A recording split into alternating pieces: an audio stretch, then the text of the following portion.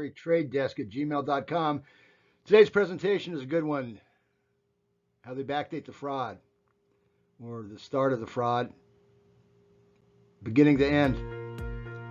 Like I said, I think you're going to enjoy this one. You get to see what's going on, how potentially or maybe the situation in your case is a setup from the commencement. And I'm going to show you how to find that, how to determine when actually a material misrepresentation took place. Let's get going.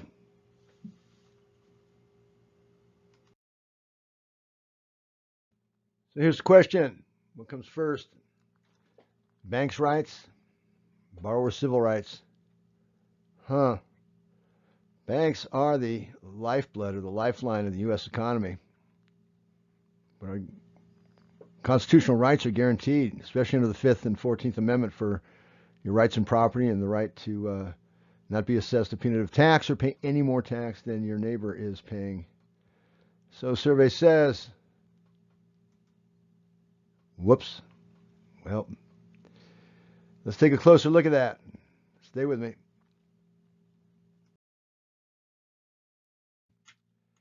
So let's take a look at this. Electronic platform goes too far. We're referring to the shared electronic platform, the database, the communication between the attorneys, the alleged servicers, and member banks that no longer have any interest in that loan. The recovery is a repossession on behalf of the bank. They've already have been satisfied, and no consumer is going to get a free home, right? So let's take a look at what we got here. And this is a case where we have, you may have seen this case before, balance due $881,650.53. That was the amount shown on the foreclosure, and that was on a certain date in September of 2019, I believe. The tie out for the year 2019, 12/31/2019. We had a foreclosure filed on 12/16/16, and that was for an amount of $781,631.62. What you see there is a margin, the difference between the two numbers, $100,000. Next, we had a calculated. We had the principal balance was calculated. Principal balance was calculated at 618,09231. It actually wasn't that number. The number was 618,005.81. But we found this number in file, and what happened was we offset it by the actual principal balance shown by the servicer, SPS. It was an $86.50 difference. Wasn't by accident. That is your that margin right there is your per diem, or maybe perhaps per share. So you see the 100,000, 163, and an 86.5 per diem. That's going to come in real handy here. If you're an insider, it comes in real handy. If you're not, you're clueless. You have no idea of what's happening. You're going to be at the mercy of these guys. Now, the note amount in this case was 586.3, and the margin there, you can see, need my trusty laser. Margin right there is 31705.81. That's a Y2K cipher also, but for right now, let's take a look. You have a margin from here to here, balance due in the foreclosure, the amount due at foreclosure filing. Principal balance was calculated at 618, but it shows an outstanding of 618,005.81. There's difference here. Margins, 86.50. That's a per diem. This right here is your interest only payment, and these two margins are the amount being charged over a certain amount of time. Get it? Everything you need, kit and caboodle, all right there by manipulating these values and timing it, the timing scheme and valuation scheme all come together in an electronic platform. And the subtotal there for all these numbers was 295,350, 295,350.53. You can see it. You don't need me to repeat that. That was the actual margins. That was the actual amount that was shown as a delinquency. You can see it's the amount from delinquency. That would be from 5. If you add these two, 558, 586,300, 881,650. The margin grand total would be 295,350.53. Okay, and of course that per diem we said was 86.50. So there you go, we did it for you.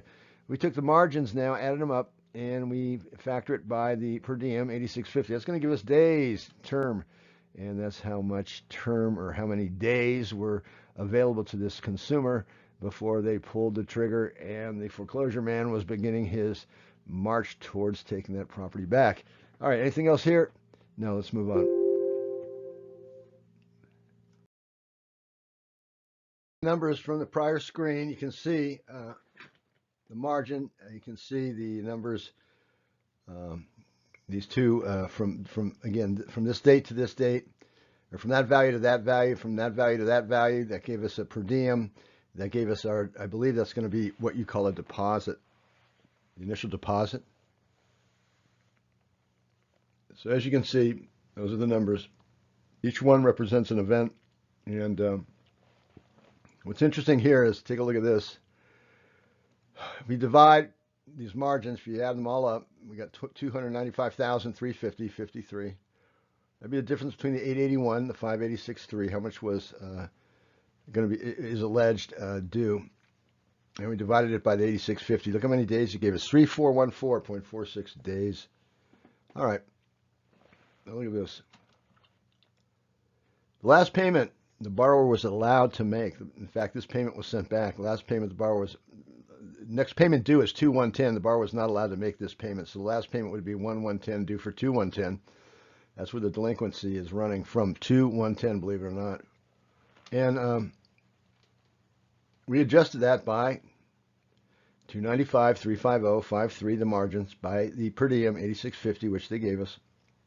It was 3,414.46 cents, 3,414.46 and that's divided 295, 350 by the 86.50. That gave us the number of days. So this loan ties out from 2/110 all the way through 6/119. The foreclosure happened right before year end of 2019, or it ties out to 2019. Now, what I did was I adjusted this number here to tie it out for the year, and what I used was 180 days, 180.5 for a 1031 exchange. Aha. And I used 26.5 as a tie-out figure. You got it. So this loan that was foreclosed on in late 2019 would have tied out at 12/31/19, and now we're off to the races with a new loan in 1/120 under the legacy program. Question is, where did I get the? You know where I got this number here, right? We divided that, add these up, divide that by that, and that's what gave us the number of days, 3414.46. Where did I get the 180.5 1031 exchange? Where did I get the tie out of 26.5? I got it from, drum roll please, HUD 1. I thought that was a very strange looking fee, 180.5. I forget what it referred to. It didn't refer to really anything. And 26.5, those aren't days. I mean, those aren't fees. They're days. So someone can say, well, you're misinterpreting this. This is a tracking system, and it just happens to fall in place with what you're doing.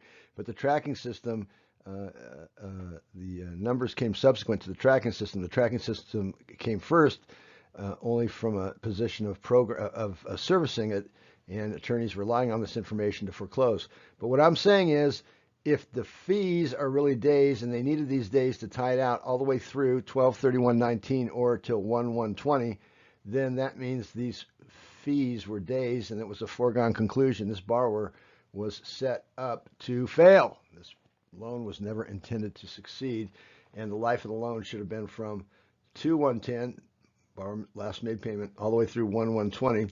That means the next 10 years under the same format is going to take them all the way through 1/130, and that's another presentation, and it'll be a good one when you see what happens in 1/130. Y2K strikes back, so let's keep going. Okay, it'd be far too arduous a task for me to believe that I could train somebody in this just at first glance, and I don't know why anyone who watching this would have any envision themselves or have any inkling that they'd want to be a bond trader. But I have shown this to bond traders, friends, and people that are in the business of underwriting, issuing, selling bonds, and I said, look at this. Look at these numbers, how they lay out, and what do you think? And they give me the same answer over and over again. That answer is so what? It's the basic underwriting for a bond. It looks like debentures. They say, so what? No big deal. I mean, what's the big deal here?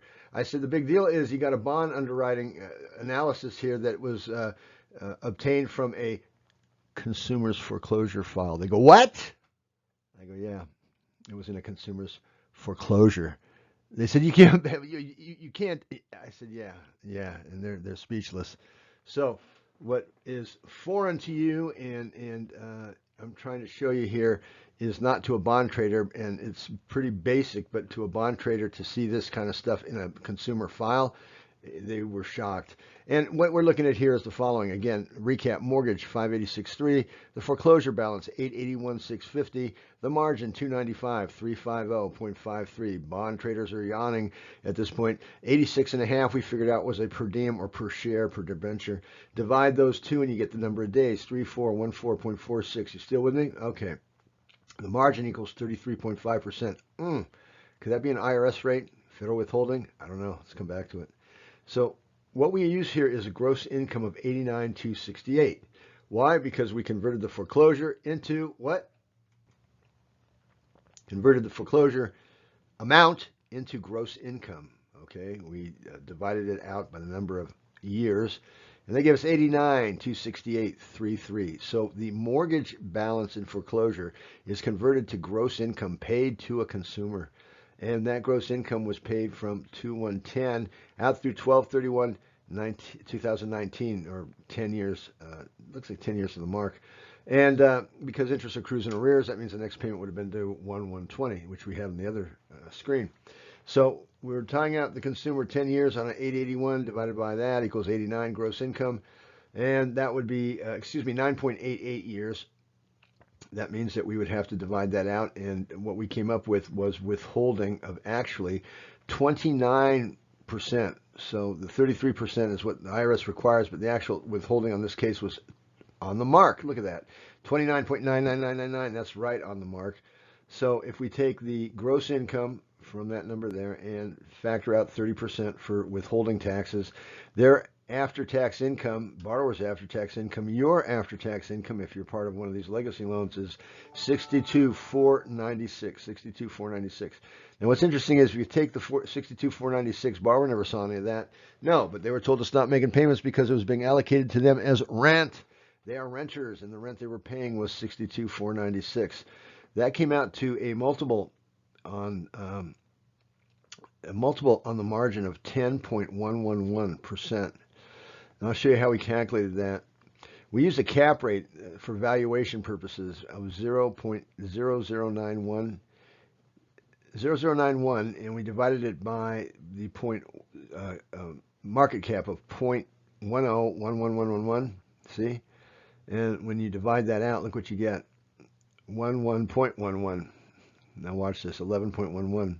When I take the capitalization value of the deposits that I think were levered against this lien and this property, you got deposits someone was able to realize of $6.867 million. That would be retirees' money under MERS, Municipal Employees Retirement System. So if I take that amount, which is capped at 0.0091 or 0.91%, not even one, I capped that deposit at 11.111. 618,09231. Remember the number from the previous screen? That was off by 86.5, and that gave me 618,005.81 on the mark. On the mark. So the market cap here is 9%. 9% divided by 0.091 gives me 9.89. 9.89 is what we said was the term here from last payment, womb to tomb, to the foreclosure at the end of the year. So we took the market cap of 618,092 less the per diem or per share. That gave us the adjusted market cap of 618,005, which is the outstanding balance. And as a multiple of earnings, this to this, it equals 11.11111. So you see, something's going on here with these algorithms, 11, 111, and 11110. And again, we took from the now we're going from the current foreclosure, which is dragged on. We're now into 2023, 12/31/22 cutoff though for the property to go to sale. Divide that by 366. I got 4068 days. 4068 days, and that would take me to from 12/31/22 back to 11 11 11 11 111 111 111 10111. You ever seen an algorithm? That's an algorithm. And that's a legacy loan where the consumer was set up to fail. It was intended for them to take the property up front and what they're doing is allocating it back to her for time in the home as rent. She's a renter, and the rent was paid, and she has to pay the taxes now on a tax form 1099. I'm going to save that for the next presentation. It was so good to have you with us today. I'm glad you could join us. Yeah, I forgot. Before we go, one side note. How do we know we're right? How do we know that our findings are accurate, mark to market, to the point? There you have it. Borrower has a 1099-C in hand.